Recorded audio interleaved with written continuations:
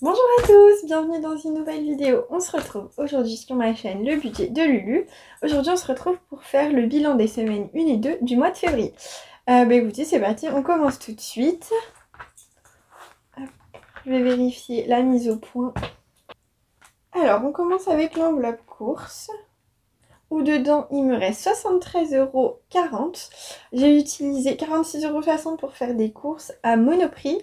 Et du coup, il me reste 45 € sur 80 en virtuel et 28,4, donc 28,40 sur les 40 € au total.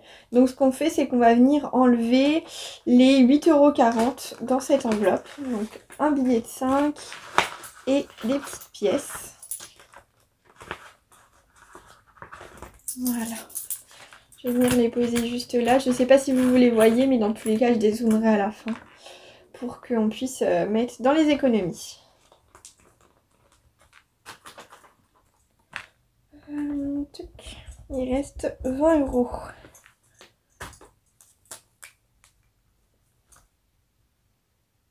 Voilà.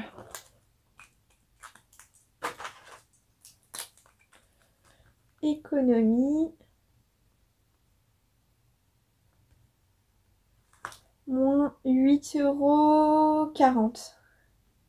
Il reste 45. Non, 64, 56. Il y a un problème là, non? 120. Attendez, je recompte. Donc, 73,4 moins 8,4, ça nous fait 65 €.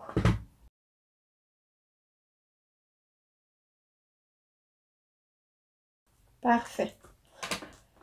Donc je vais avoir 65 € pour les semaines 3 et 4 du mois de février. Ensuite, dans sortie, on est allé au Subway avec mon copain. On en a eu pour 13,80 € et il me reste 26,20 €. Étant donné que j'ai un budget de 40 €, je vais venir retirer les 6,20 €. Comme ça nous fait 20 €. Enfin, ça me fait 20 € pour le reste du mois et ça fait la moitié de l'enveloppe. Économie.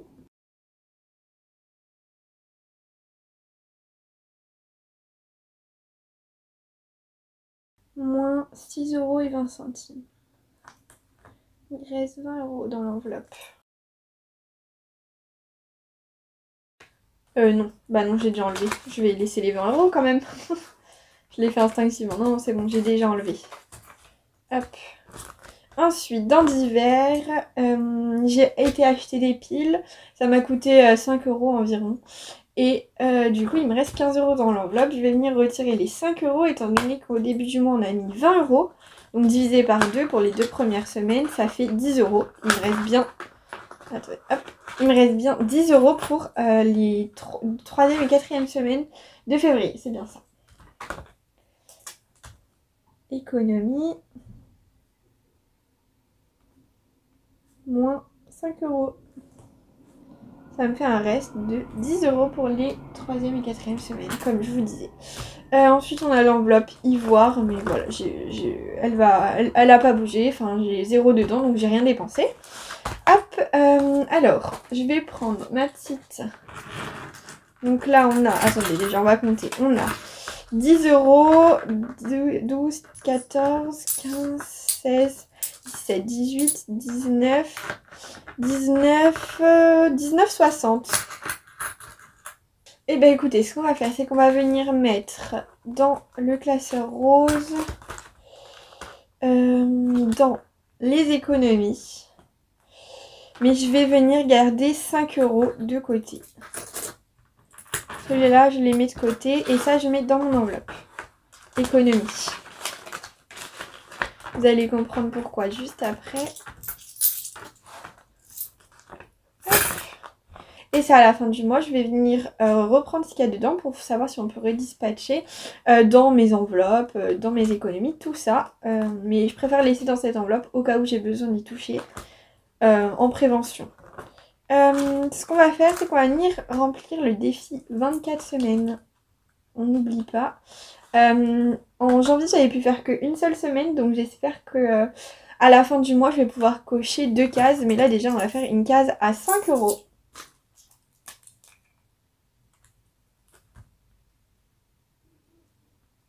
Voilà. Je vais venir noter le montant. On va être à 10 €. Parfait.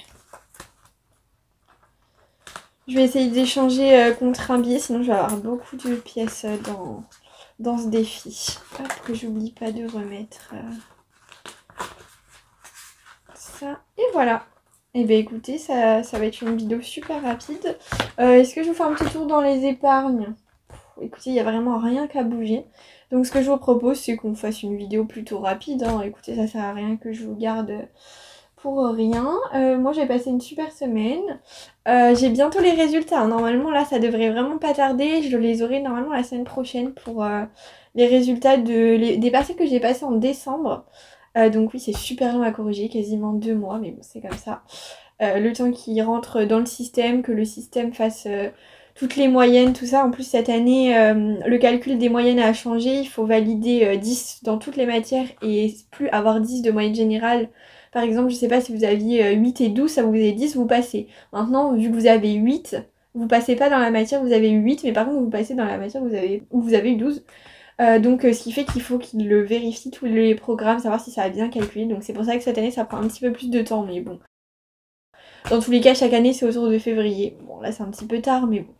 Voilà, donc là, je suis super pressée, j'ai hyper peur. J'ai des amis qui sont pas dans la même classe que moi. En fait, si vous voulez, on est divisé par deux.